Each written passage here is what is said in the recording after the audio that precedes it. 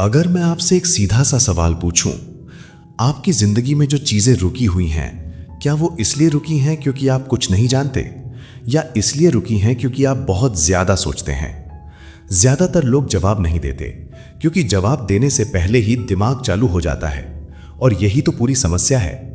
Peter हॉलिंस की यह किताब उन्हीं लोगों के लिए है जिनका दिमाग बहुत तेज चलता है, लेकिन जिंदगी बहुत धीरे आगे बढ़ती है।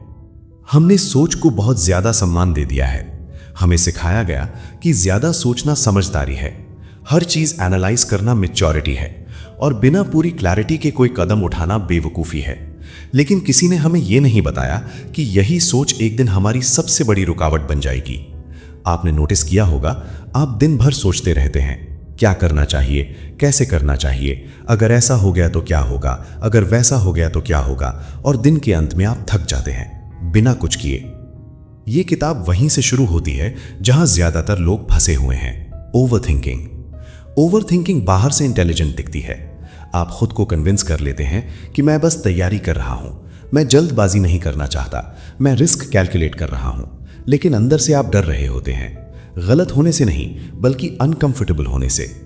पीटर हॉलिंस कहते हैं, दिमाग का काम आपको सेफ रखना है, आगे बढ़ाना नहीं। इसलिए जब भी आप कुछ नया करने का सोचते हैं, दिमाग अलार्म बजा देता है। क्या होगा अगर फेल हो गया? क्या होगा अगर लोग जज करने लगे? क्या होगा अगर मैं उतना अच्छा नहीं निकला? और आप इन सवालों को विजडम समझ लेते हैं। असल में यह डर है, बस अच्छे कपड़ों में। इस किताब की सबसे अनकंफर्टेबल लेकिन सच्ची बात यह है कि क्लैरिटी पहले नहीं आती, क्लैरिटी एक्शन के बाद आती है। आप तब तक नहीं जानते कि क्या काम करेगा जब तक आप कुछ करके नहीं देखते। आप तब तक कॉन्फिडेंट नहीं बनते जब तक आप डर के बावजूद कदम नहीं उठाते। लेकिन ओवरथिंकर चाहता है पहले गारंटी फिर एक्शन, और जिंदगी गारंटी नहीं देती, इसलिए जिंदगी रुक जाती है। आप मोटिवेशन का इंतजार करते हैं, लेकिन मोटिवेशन एक्शन से पैदा होती है।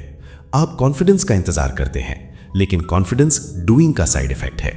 जो लोग आगे निकल जाते हैं वे ज्यादा स्मार्ट नहीं होते, वे बस ज्यादा देर तक सोचते नहीं रहते। वे करते हैं, गलत करते हैं, सीखते हैं, और फिर थोड़ा बेहतर करते हैं। ओवरथिंकर ये साइकिल कभी शुरू ही नहीं करता। एक बहुत इंटरेस्टिंग बात यह है कि ओवरथिंकिंग आपको बिजी फील कराती है। आपको लगता है आप कुछ कर रहे हैं, लेकिन असल में आप सिर्फ दिमाग में भाग रहे होते हैं। एक्शन बोरिंग होता है, और इसी वजह से पावरफुल होता है।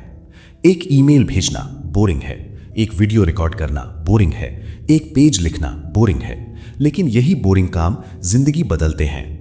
यह किताब आपको यह भी दिखाती है कि प्रोक्रास्टिनेशन आलस नहीं है, प्रोक्रास्टिनेशन डर है।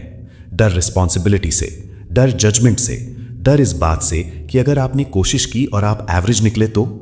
इसलिए आप कोशिश ही नहीं करते, क्योंकि कोशिश न करने में ईगो सेफ रहता है, लेकिन ईगो सेफ रखने के चक्कर में जिंदगी अनसेफ हो जाती है। पीटर हॉलिंस कहते हैं, गलत डिसीजन लेना कोई डिसीजन न लेने से बेहतर है, क्योंकि गलत डिसीजन आपको कहीं ले जाता है, लेकिन इन डिसीजन आपको वहीं रोक देता है।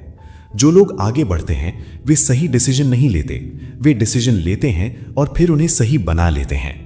एक्शन फीडबैक देता है, सोच सिर्फ डर देती है। और सबसे बड़ी बात, आपके थॉट्स फैक्ट्स नहीं हैं, लेकिन ओवरथिंकिंग आपको यह यकीन दिला देती है कि जो आप सोच रहे हैं वही सच है। लोग जज करेंगे, ये थॉट है। आप फेल हो जाओगे, ये थॉट है। आप ऑकवर्ड लगोगे, ये थॉट है।